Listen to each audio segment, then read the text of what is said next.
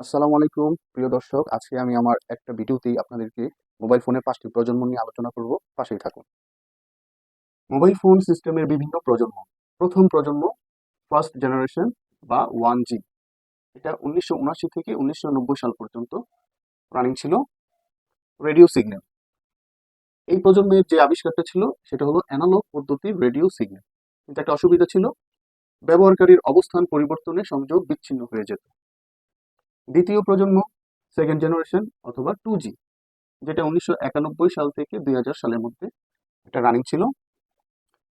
দ্বিতীয় প্রজন্মের যে বৈশিষ্ট্যগুলা বা যে সুবিধাগুলো আমরা পেয়েছি সেগুলো হলো ডিজিটাল পদ্ধতির রেডিও সিগন্যাল, ডিজিটাল সিস্টেমে ডেটা ট্রান্সমিশন করে, তারপর SMS MMS সেবা পেয়েছি, প্রিপেড পদ্ধতি চালু হয়, ইন্টারনেট ব্যবহারের সুবিধা বাড়ে, আন্তর্জাতিক রোমিং সুবিধা, আর ব্যবহারকারীর অবস্থান পরিবর্তনে সংযোগ বিচ্ছিন্ন হয় না।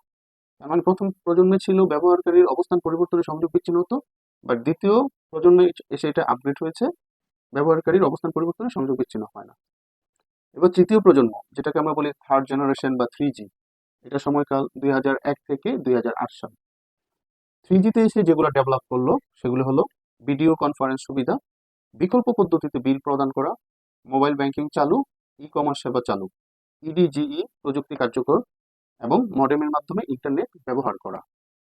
এখন আমরা চতুর্থ প্রজন্ম ফোর্থ জেনারেশন বা 4G নিয়ে কথা বলবো। এটা সময়কাল ছিল ২০০৯ সাল থেকে ২০২০ সাল। প্রথম 4G mobile phone HTC Evo ৪ June ২০১০। Network high speed IP network এবং আলট্রা ব্রডব্যান্ড গতির ইন্টারনেট ব্যবহার করে। প্রধান বৈশিষ্ট্য হলো আইপি নির্ভর ওয়্যারলেস নেটওয়ার্ক। আর 4Gতে যেসব প্রযুক্তি চালু হয়: ১. ত্রিমাত্রিক 3D ছবি প্রদর্শনের ব্যবস্থা। ২. মোবাইলে টেলিভিশন দেখার সুযোগ। ৩. ফোনের স্মার্ট কার্ডের মাধ্যমে ক্রয়কৃত পণ্যের বিল প্রদান করা। মোবাইল কমিউনিকেশনে 4G এর ক্ষেত্রে 3G এর তুলনায় ব্রডব্যান্ড ইন্টারনেট সেবার অনেক উন্নতি ঘটে। মোবাইল ফোনের মাধ্যমে প্রথম স্যাটেলাইট টিভি সার্ভিস চালু করে দক্ষিণ কোরিয়া ১ মে ২০০৫ সাল। আর উদাহরণ ওয়াইম্যাক্স 2, LTE অ্যাডভান্স ইত্যাদি। ফাইনালি আমরা পঞ্চম প্রজন্ম বা ফিফথ জেনারেশন অথবা 5G নিয়ে কথা বলবো। এটা ২০২০ থেকে বর্তমান এখনো এটার যে গবেষণা সেটা চলমান। তো প্রথম 5G নেটওয়ার্ক প্রদান করে দক্ষিণ কোরিয়া ২০১৮ সালে। প্রথম পুরো দেশে 5G নেটওয়ার্ক নিশ্চিত করে বাহরাইন। আর ব্যবহৃত প্রযুক্তি হচ্ছে WWW world wide wireless web. যেহেতু 5G নিয়ে এখনো অনেক গবেষণা চলছে, সেহেতু এটার আরো অনেক বৈশিষ্ট্য সামনে আমরা দেখতে পারবো।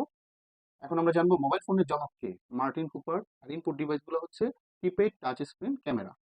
স্মার্টফোন, যেসব বিষয়ের কারণে স্মার্টফোন অন্যান্য ফোন থেকে ভিন্ন সেগুলো হলো operating system, application, network, keyboard.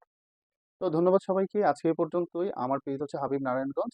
আপনারা এরকম খুব গুরুত্বপূর্ণ তথ্য যদি আরো জানতে চান, পেতে চান, তাহলে আমার পেজটিকে লাইক, ফলো, শেয়ার দিয়ে পাশে থাকবেন। আল্লাহ হাফেজ। আসসালামু আলাইকুম।